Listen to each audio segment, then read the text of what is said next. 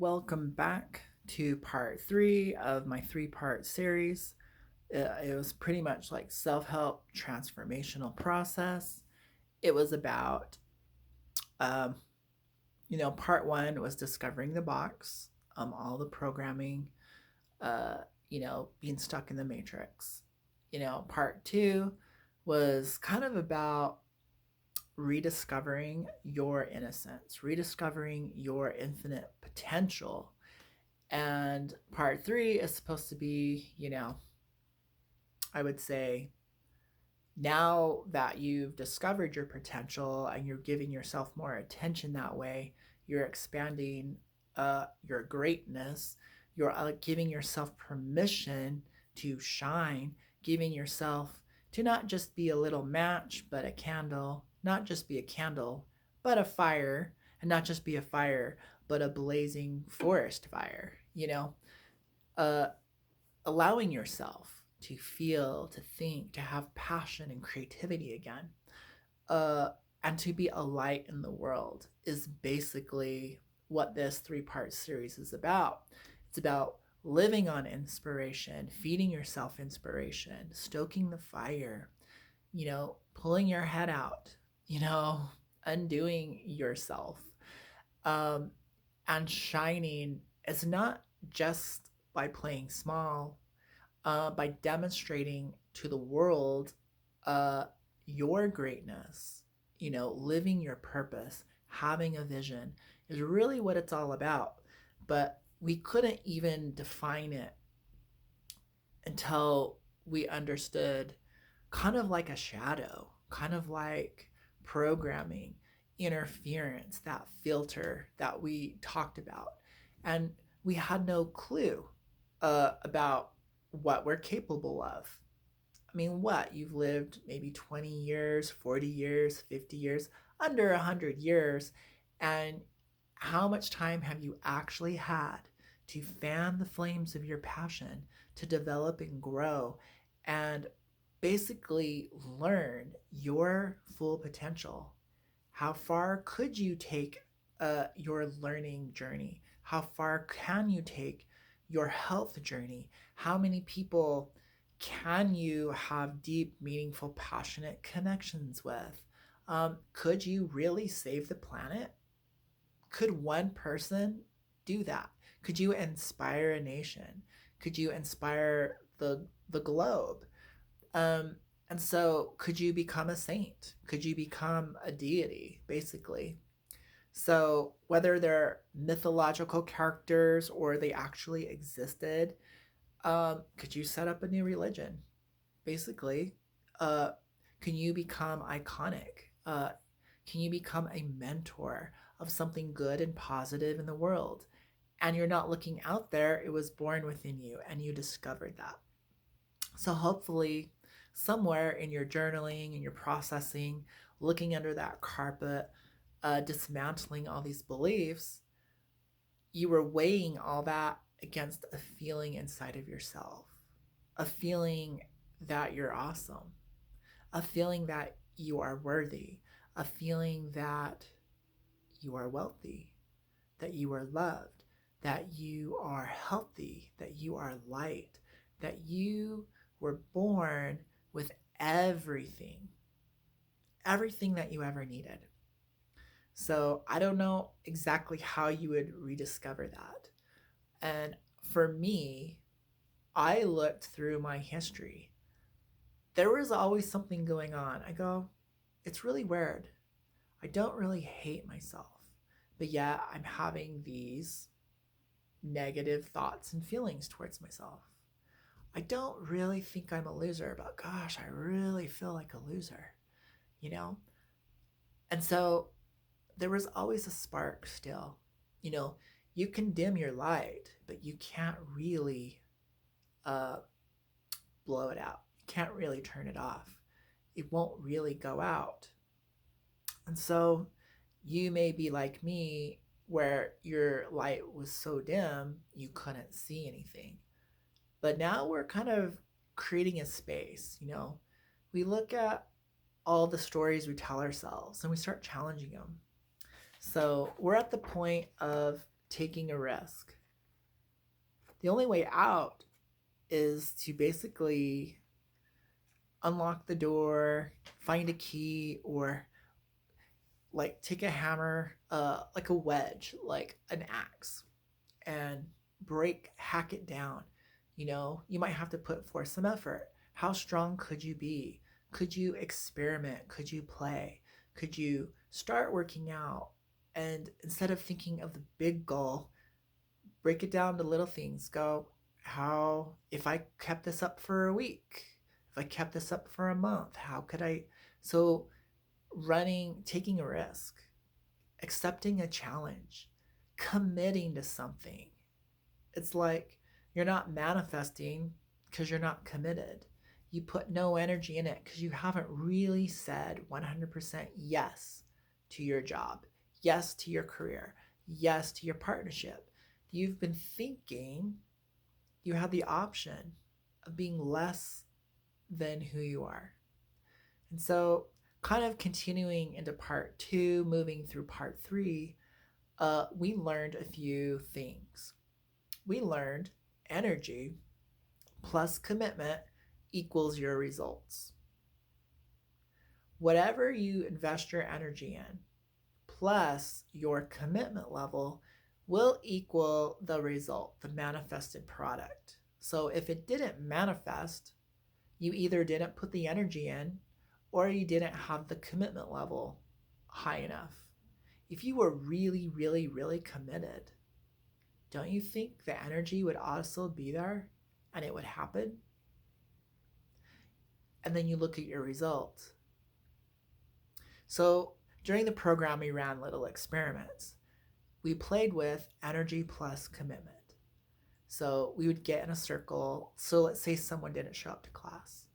Instead of calling them and saying, hey, you're late to class, you need to be accountable and responsible, we would just sit there and we would think about that person showing up and being in class right here, right now. And if they showed up, the coach would talk about it and go, well, how is your energy levels? Were you really believing that? Were you really committed to it? Was energy happening? And, then how is your commitment? Oh, yeah, you're committed to the idea. Did you believe in it fully? If you did, you're pretty committed. And so that was one of the formulas. And we do other things. We would do things that challenged us. So some people were afraid to hear no for an answer. So they were sent out in the city to like beg, go big, or actually go inspire and go ask people to donate money to you. And you have like 6 hours to try to raise $1,000. And if you raise that $1,000, we're going to donate it to a local charity and you get a pick. Do you want to do the food bank? Do you want to do the women's shelter? What would you like to donate this money for that you randomly went out to do this experiment? And so the groups would go out and then we would come back a few hours later and we would look at the totals. There it is, bottom line, the result. So these risks were designed right off their list, right out of their story. So let's say you had a fear of interacting with women. Your job would be to go interact with women. Ask them. If it was men, go ask them. If you were afraid to apply to a job, go apply for 5 jobs. Don't come back until you have 5 yeses, And so we would run these risks. And we would do whatever it takes to raise your energy. Is it listening to a song? Is it repeating positive affirmations? Whatever.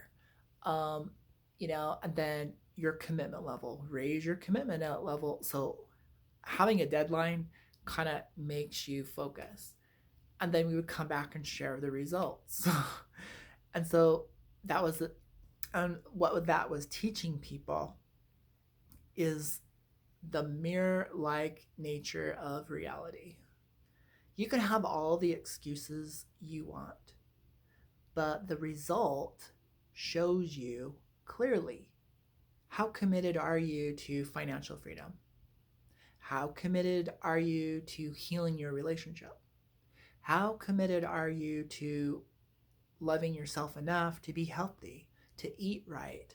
How committed are you, to manage your habits that keep you in the box, that keep you playing small, that keep you in that negative zone?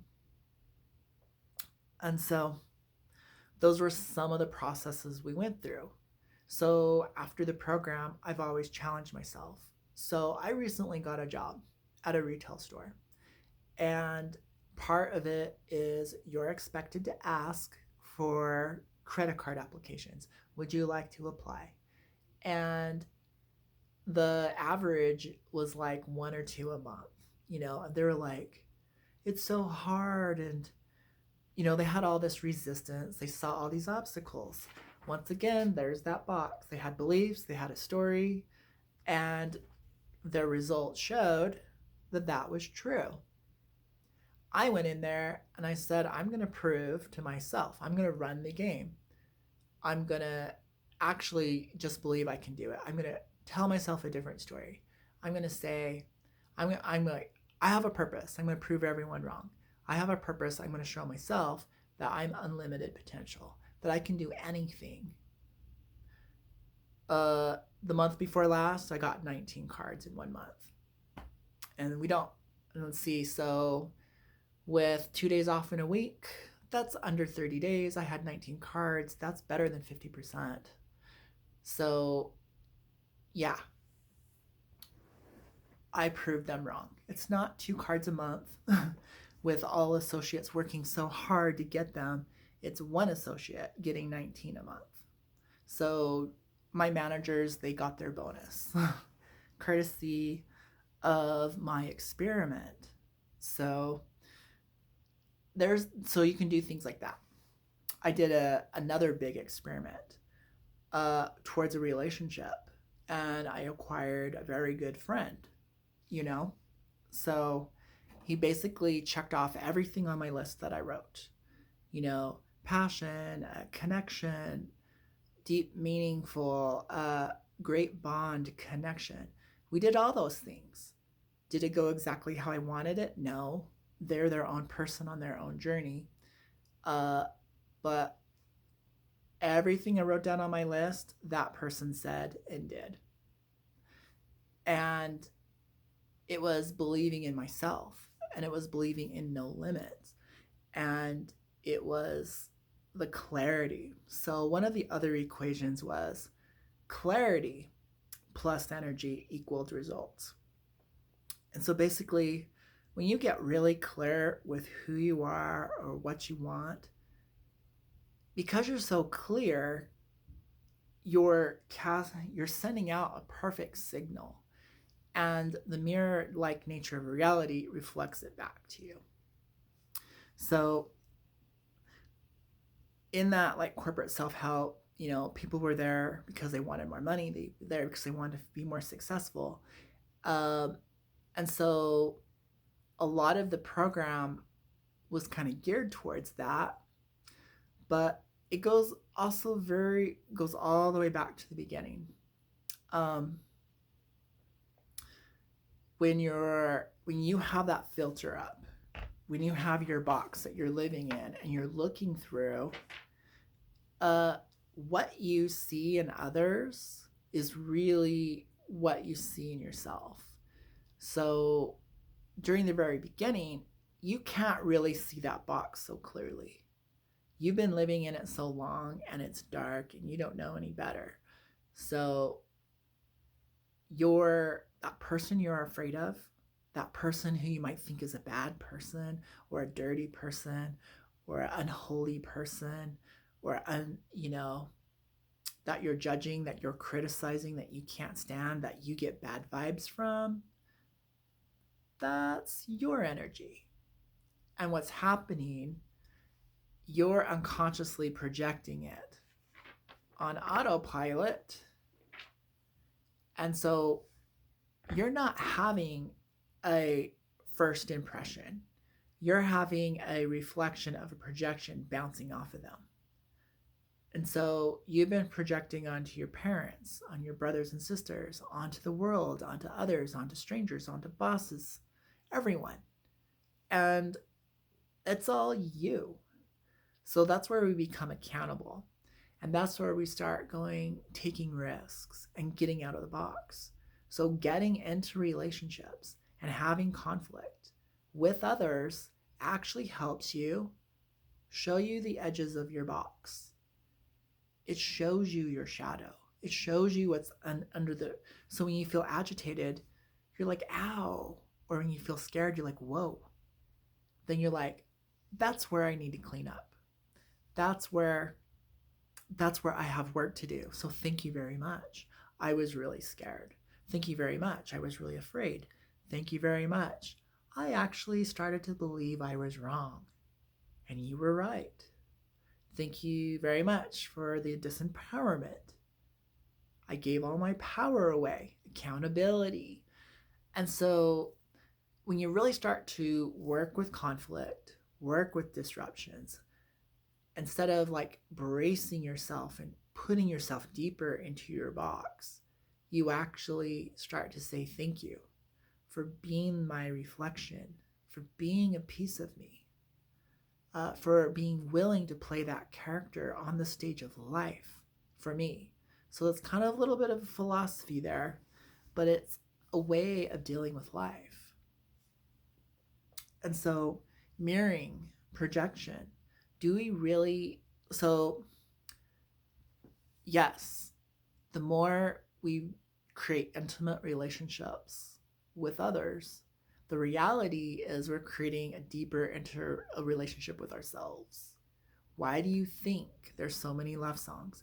Why do you think everyone wants to be in loving relationships?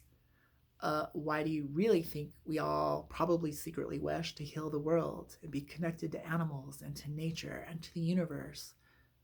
You know? Probably because that's who we are. We are all connected. We are oneness. We are limitless.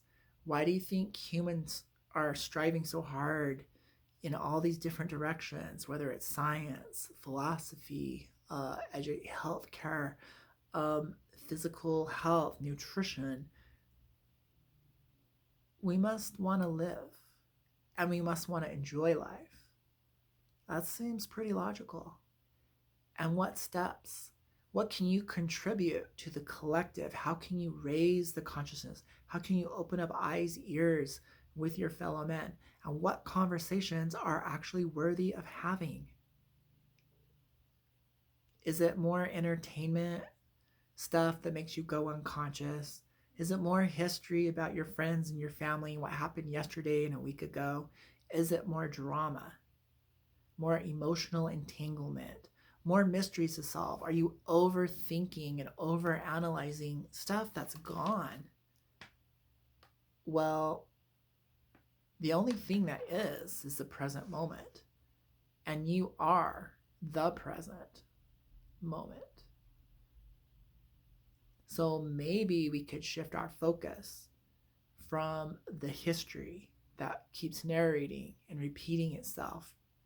Maybe we can dial it down, dissipate, let the emotions flow, let the thoughts flow, relax a bit, move back into a space of health, of wellness, being present,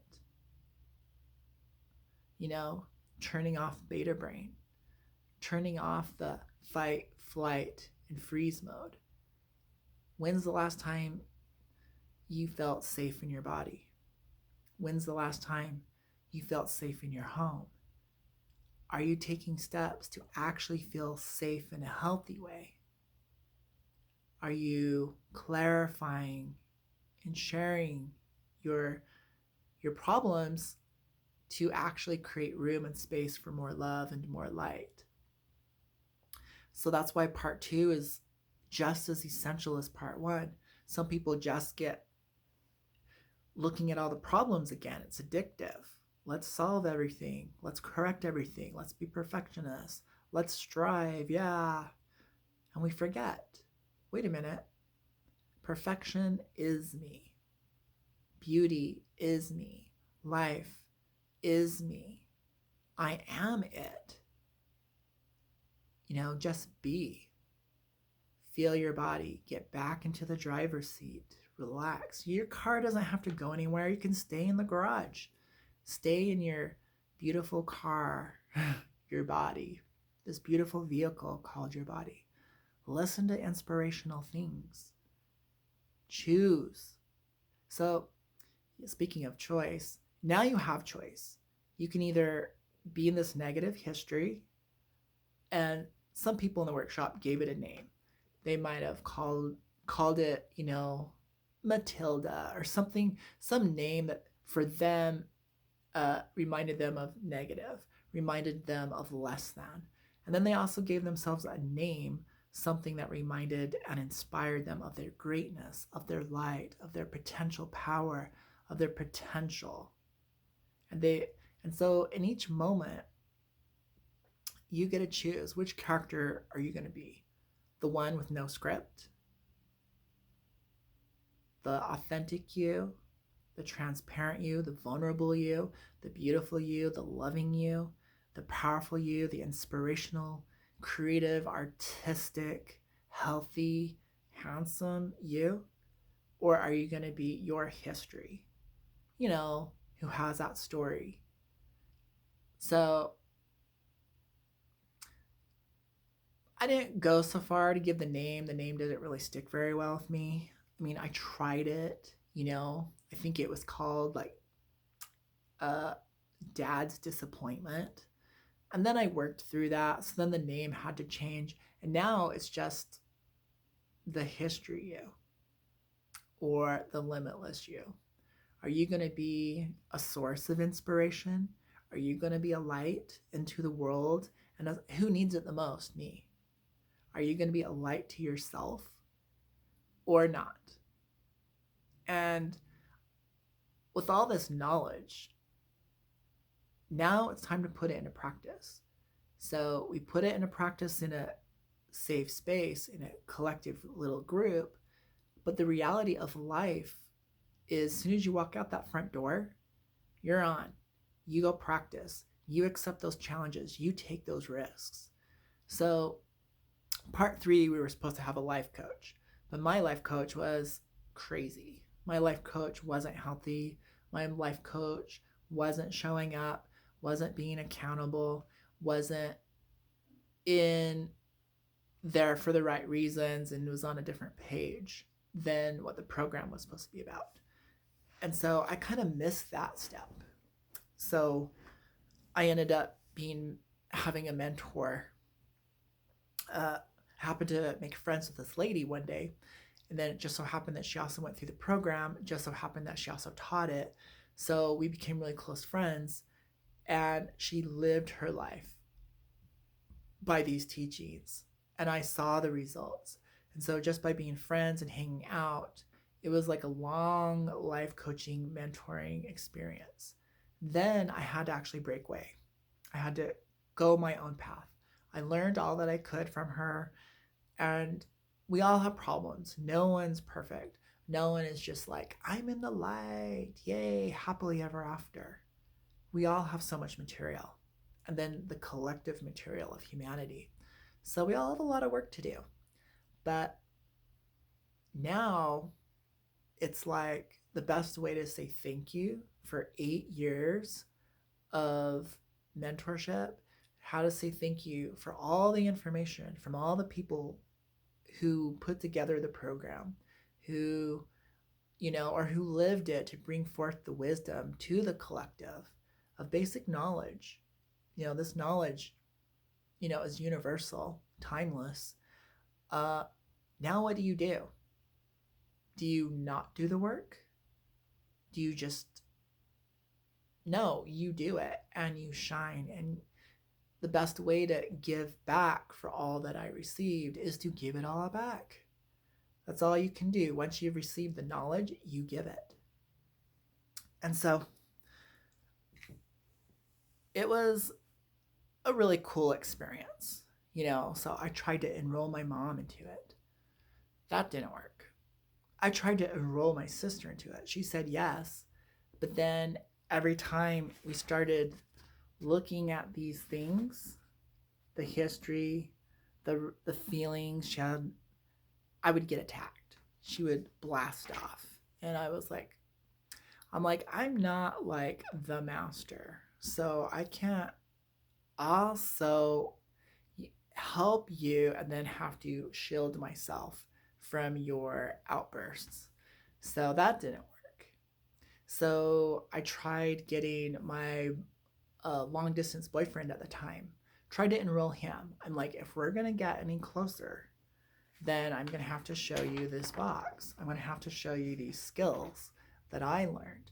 Because I'm not going to have an experience with someone who doesn't want to clean out their closet, who doesn't want to release their lower chakras, get over those childhood traumas, get over that emotional baggage and the false identity. Because I want to have a real connection. I want to be the presence in the presence, relating with the presence. I want to have a crown chakra experience. I don't want our baggage, I don't want our programming to get in the way and waste our time. No response. So, in a weird way, goodbye.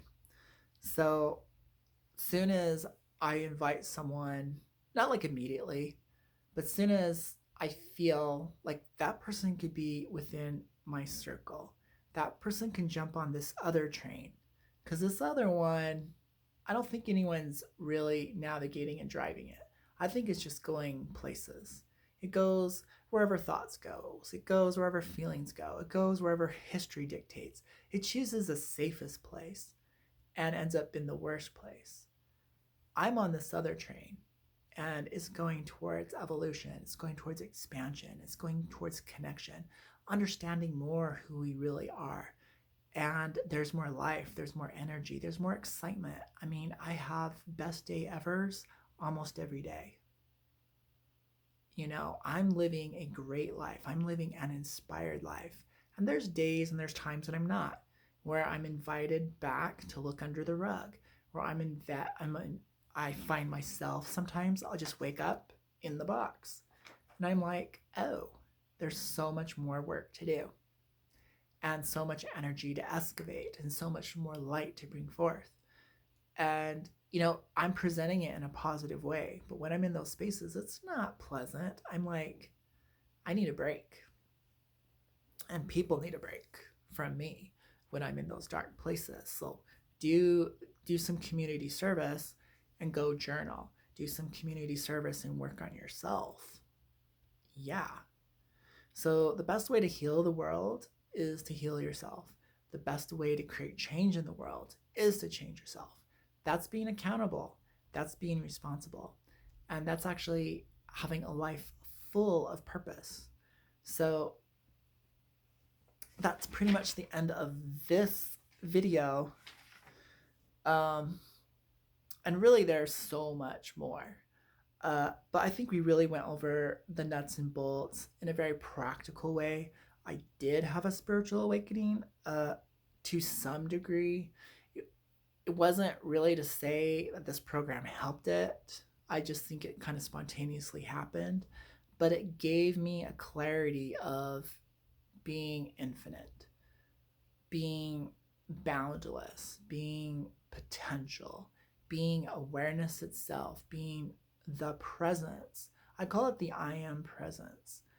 That really clarified being out of the box versus in the box. Like that was just a taste of being out of the box. Maybe a window just opened. I don't know. But I know that there's more. And that's, like once you've seen the light, tasted the light, had a sensation of something more, something better, you don't want what you were eating. You don't want what you're used to. You have a new craving, and it's for expansion, and it's for growth, and it's for health, and it's for well-being. And you're on a different wave.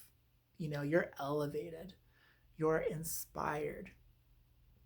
And so being back in the box is low vibes, in very speaking low vibrational language, talking about your history, talking about your problems, talking negative is low vibes.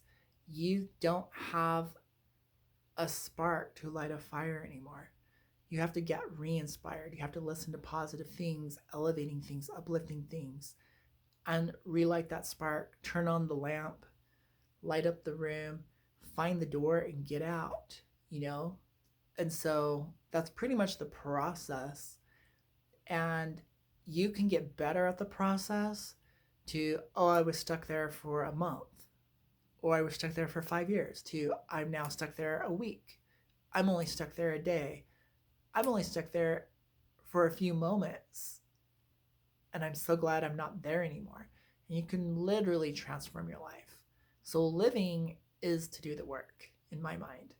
Each day is a day that you get an opportunity to shed more garbage, to clear out more history, more programming, to become more conscious, to become more aware. And the gift is your life gets intensified. You create healthy relationships. You bust through barriers. You reach new plateaus, in your work, in your career, in your social life, in your health, in your well being, and your understanding of living. So it transcends and becomes spiritual, it transcends and becomes divine. It becomes limitless within this experience, and you can have a great life. And it's literally that easy, you know? Just recognize when you're in the box and start putting energy on things that inspire you to be out of the box. Invest your focus there, your attention, your awareness, and it will happen. The flame will be lit, and you will turn into a, a powerful force of good in the world, uniquely designed by you. And you will achieve and go after things. You won't sit and question. You won't be like, what's my purpose? Why do I exist? You will be moved by your purpose. It will be clarified. You're here to inspire. You're here to enjoy life. You're here to live in the moment, full of gratitude and appreciation. You're here to help others, get themselves out of their little box and to live for once. I mean, it's taken us so long to get here in awareness of life. Don't you think the whole point of it was to appreciate it? So, end of this video.